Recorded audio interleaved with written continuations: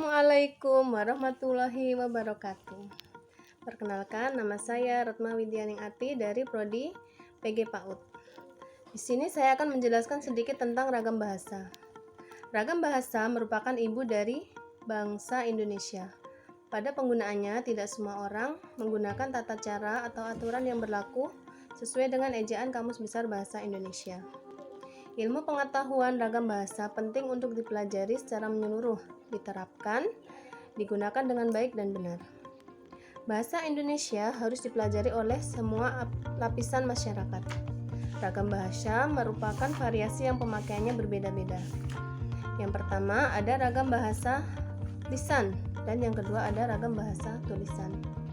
Nah, di sini lebih ditekankan pada ragam bahasa lisan karena kita berbicara, berpuisi, berpidato, ceramah, semua menggunakan bahasa lisan. Ragam bahasa adalah variasi bahasa menurut pemakaian yang berbeda, menurut topik yang dibicarakan, hubungan pembicara, lawan bicara, orang yang dibicarakan, serta menurut media pembicara. Ragam bahasa yang baik mempunyai prestasi tinggi, digunakan dalam karangan teknis, dalam situasi resmi seperti surat dinas, diklat disebut juga ragam bahasa baku atau ragam bahasa resmi. Ditinjau dari media atau sarana yang digunakan untuk menghasilkan bahasa, ragam bahasa terdiri dari ragam bahasa lisan dan ragam bahasa tulis. Bahasa yang dihasilkan melalui alat ucap, organ of speech dengan fonem sebagai unsur dasar dinamakan ragam bahasa lisan. Sedangkan bahasa yang dihasilkan dengan memanfaatkan tulisan dengan huruf sebagai unsur dasarnya dinamakan ragam bahasa tulis. Jadi, dalam ragam bahasa lisan kita berurusan dengan lafal. Dalam ragam bahasa tulis kita berurusan dengan tata cara penulisan atau ejaan. Ragam bahasa tulis yang unsur dasarnya huruf melambangkan ragam bahasa lisan. Fungsi ragam bahasa. Fungsi bahasa Indonesia dalam kapasitasnya sebagai bahasa nasional mampu menyatukan ribuan bahasa yang beragam di Indonesia. Sebagai speaker Indonesia mampu simbol kebanggaan nasional, simbol identitas nasional, berarti menyatukan berbagai kelompok etnis. Pemersatu alat perhubungan antara budaya dan antar regional. Ragam bahasa berfungsi sebagai bahasa negara, bahasa resmi negara, bahasa pengantar dalam pendidikan, berarti komunikasi di tingkat nasional untuk kepentingan perencanaan, pembangunan nasional, dan pelaksanaan budaya dan pengembangan alat-alat ilmu, pengetahuan, dan teknologi. Macam-macam ragam bahasa. Berikut ini terdapat beberapa macam-macam ragam bahasa, antara lain ragam bahasa Indonesia berdasarkan media. Ragam lisan.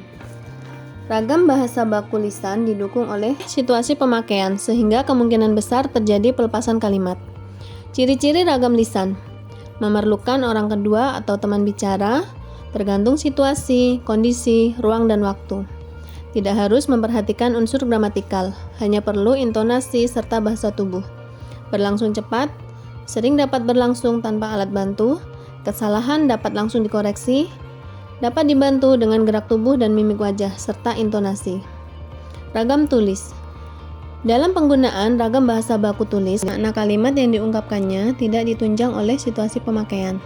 Sedangkan ragam bahasa baku lisan, makna kalimat yang diungkapkannya ditunjang oleh situasi pemakaian, sehingga kemungkinan besar terjadi pelepasan unsur kalimat. Ciri-ciri ragam tulis.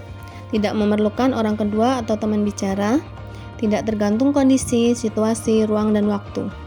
Harus memperhatikan unsur gramatikal. Berlangsung lambat, selalu memakai alat bantu, kesalahan tidak dapat langsung dikoreksi. Tidak dapat dibantu dengan gerak tubuh dan mimik wajah, hanya terbantu dengan tanda baca. Ragam bahasa Indonesia berdasarkan cara pandang penutur. Berdasarkan cara pandang penutur, ragam bahasa Indonesia terdiri dari ragam dialek, ragam terpelajar, ragam resmi, dan ragam tidak resmi. Ragam bahasa Indonesia berdasarkan topik pembicaraan.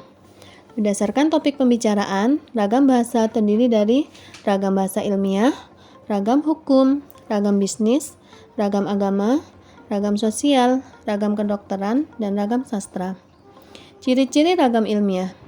Bahasa Indonesia ragam baku. Penggunaan kalimat efektif. Menghindari bentuk bahasa yang bermakna ganda.